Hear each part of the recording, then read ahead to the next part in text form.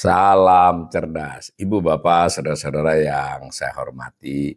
Sesi komentar berita kanal Awali Rizki kali ini mengangkat berita terkait penilaian Moody's ya, suatu lembaga pemeringkat tentang Indonesia.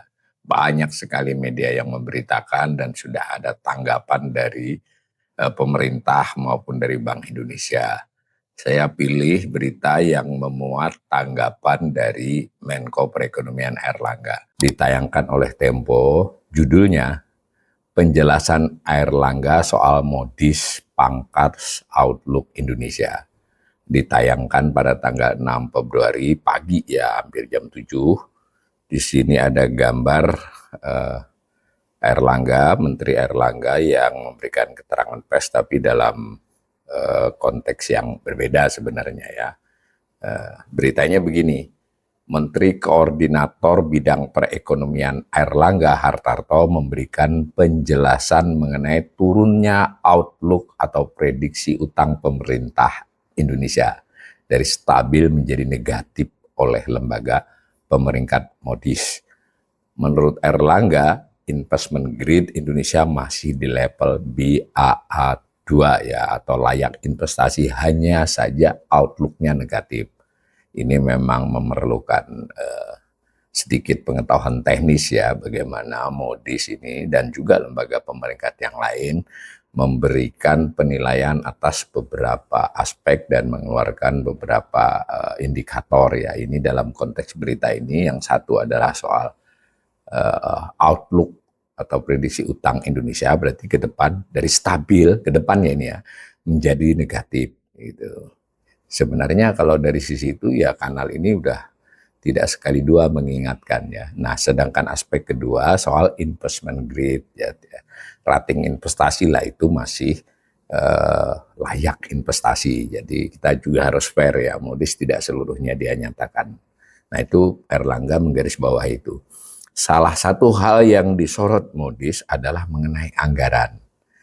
Nah, memang APBN kita tahun ini agak berbeda. Kita banyak menggelontorkan program unggulan Bapak Presiden, yaitu MBG, Koperasi Desa Merah Putih, pelayanan masyarakat, itu dari APBN, kata Airlangga dalam sambutannya di acara pertemuan tahunan industri jasa keuangan di Hotel Bidakara, Jakarta, Kamis 5 Februari 2026.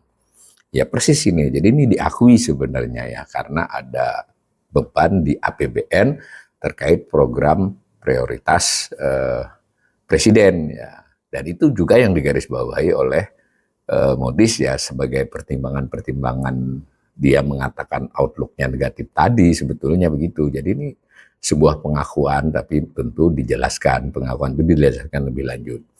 Nah, hal lain yang disorot oleh Moody's, jadi selain aspek yang sebenarnya diakui oleh Airlangga tadi, adalah pembentukan Badan Pengelola Investasi BPI Danantara. Airlangga menjelaskan jika sebelumnya investasi dibiayai oleh badan usaha milik negara atau melalui APBN, sekarang investasi dibiayai oleh Danantara. Ini penjelasan Pak Purbaya ya. Nah, kata Airlangga, banyak lembaga pemeringkat yang belum memahami hal tersebut. Jadi ini harus kami beri penjelasan, karena sebetulnya dengan Danantara kita men-unlock dan melakukan reform terhadap state-owned enterprise yang selalu mereka minta untuk bisa dipisah. Dan ini diminta juga untuk mereka bisa bergerak seperti private sector. Ya, ini penjelasannya bahwa Airlangga mewakili pemerintah menjelaskan bahwa Danantara itu maksudnya adalah semacam shifting cara kebijakan yang dipindah dari sebelumnya hanya oleh oleh BUMN langsung dari pemerintah, sekarang BUMN kinerjanya, perilakunya lebih kepada Danantara. Nah, menurut dia ini lembaga pemeringkat seperti Moody's ini nggak paham ya, nggak mengerti. Jadi pemerintah akan bermaksud menjelaskan lebih jauh. Tapi saya komentari ya, jangankan Moody's yang pemeringkat, saya ekonom dan banyak kawan ekonom saya sudah berkali-kali mengatakan kita juga belum jelas. Beda ya, kita belum jelas dengan kita langsung tidak setuju. Tidak, yang kita mau Danantara ini makhluk apa, cara kerjanya seperti apa, pertanggungjawabannya kepada siapa saja, dan bagaimana cara pertanggungjawab itu transparansi. Mengapa? Karena yang dipakai oleh Danantara itu tetap duit yang berasal dari rakyat, kan laba dari BUMN, bahkan dia meleverage aset BUMN yang dipakai langsung adalah laba leverage untuk mencari sumber dana lain, utang ya dalam hal ini ataupun teman investasi. Tetapi kan asal usulnya BUMN itu dari duit rakyat. Nah itu loh kira-kira. Dan ini kan masih belum terlalu jelas sampai sekarang. Kita bahkan belum mendapatkan laporan keuangan Danantara. Ya tentu memang masih perlu waktu ya karena ini baru bulan Februari. Tetapi kita juga mau rencana-rencana proyek dan bagaimananya juga perlu tahu publik. Jangan hanya oleh Danantara saja, DPR juga harus diberitahu. Ada berita-berita tentang itu, tapi lebih bersifat berita sporadis. Nanti direvisi lagi, kami mau masuk ini, kamu main saham. Ya oke, apapun ya ada. Apalagi ini perubahan besar ya, harus ada penjelasan yang cukup presisi ya, penjelasan yang cukup rinci lah. Rinci sekurang-kurangnya untuk DPR, untuk juga kita ekonom dan rakyat ini, karena ini duitnya duit rakyat. Nah, berarti kalau ini kan jadi malah makin membenarkan. Menurut Erlangga, lembaga sekelas Modis saja tidak ngerti gitu kan. Salah paham kalau menurut Erlangga. Kalau begitu bisa saja juga kita semua salah paham kan. Jadi yang untuk soal salah paham itu bukan hanya penjelasan biasa ya, penjelasan yang memang dari dokumen resmi ya, bukan dari pernyataan-pernyataan pejabat. Nah, itu kira-kira yang kita tunggu ini. Jadi ada bagusnya juga Modis ini seperti sebenarnya Modis juga tidak terlalu cukup halus sebetulnya, saya lihat dari ringkasan pandangannya dia ya. Nah, di Tempo lalu mengemukakan ini jurnalisnya, lembaga pemeringkat utang internasional Modis menurunkan rating outlook atau prediksi utang pemerintah dari stabil menjadi negatif pada 5 Februari. Tadi Erlangga menanggapi beberapa jam kemudian. Berdasarkan keterangan resminya, Modis menyatakan perubahan outlook ini didorong ketidakpastian kebijakan. Nah ini garis yang paling tebal dari seluruh paparan Modis itu ini. Ketidakpastian kebijakan yang berisiko mengganggu efektivitas dan menandakan melemahnya tata kelola. Udah nggak kurang-kurang kalau pihak dalam negeri ekonom terutama yang mengingatkan bahwa yang mulai bermasalah di setahun terakhir ini di era Pak Prabowo ini adalah tata kelola.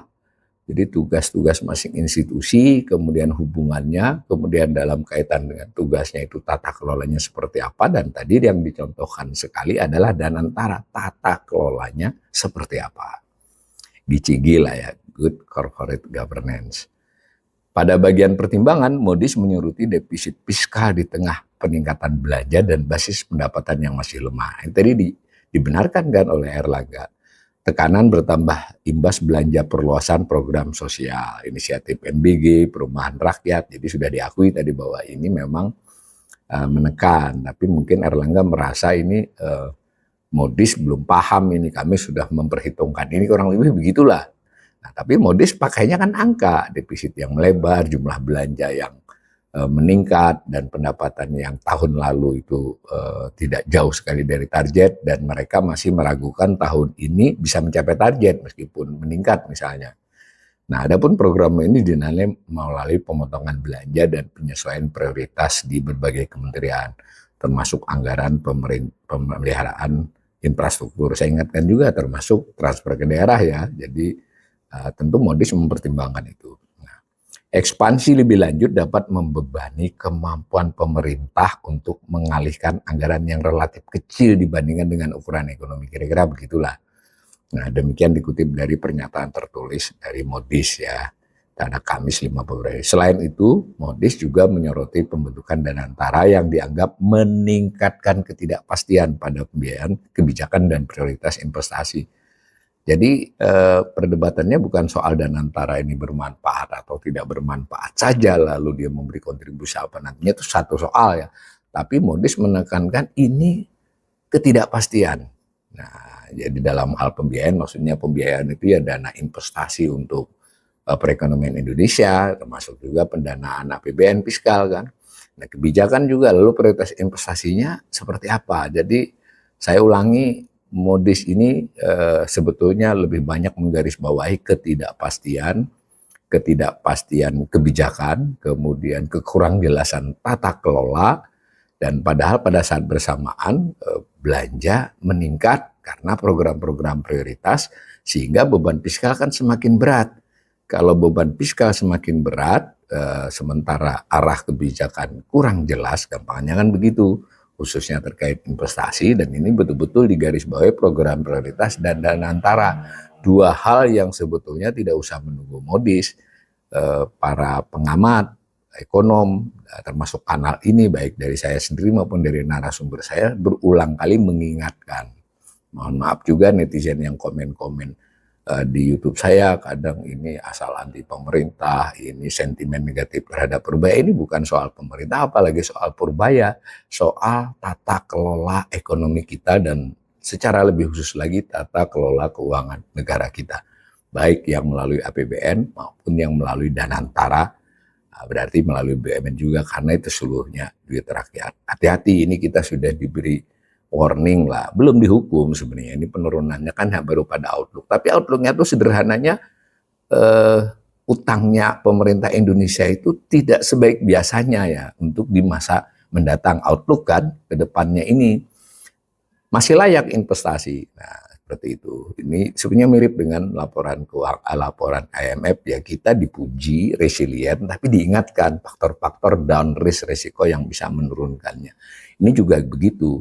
Jadi jangan juga netizen ini pro asing, enggak juga. Asing ini malah muji sebenarnya.